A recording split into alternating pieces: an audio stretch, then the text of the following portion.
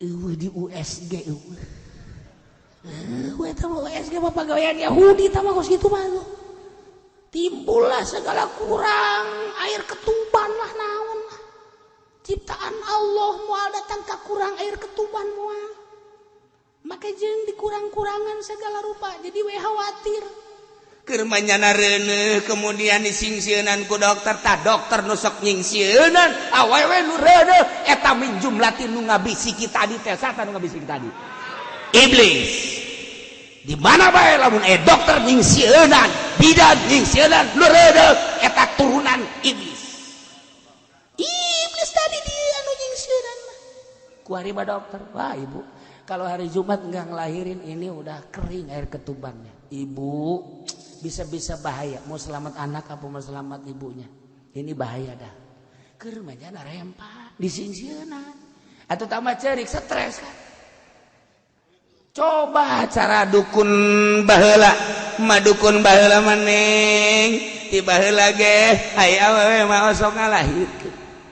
jati baheula ge neng saralamet tu ngalahirkeun asal nengna tenang dibantuan ku emak ulah sieun haju salaki ge japan ngabantuan malah maju leuwih tak madukun pana salakina gade pangliupankeun embun-embunana tadi mah dukun caknya naon mana tiupan otak salakina daek we ongkoh deui tapi nu dimaksud mah lain eta abeh tenang madukun teh abeh tenang su menyebutna ge su cenah mah su coba heula ge awewe mah sok ngalahir emak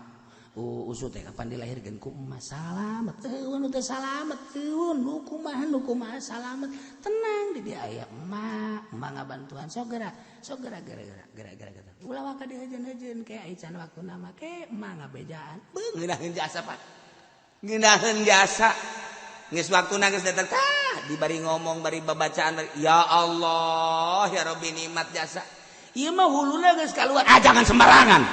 ini bahaya harus dikelepotin lagi ke dalam eta kelepotin bahasa mana eta belum waktunya ini belum waktunya bere obat deui supaya ulah mawaan keluar iblis tamat ambalayak dokter iblis kuari dokter kandungan iblis jilta nyingsieunan teh iblis bejakeun ka dokter kandungan anu nyingsieunan ka jelema hamil iblis bidan iblis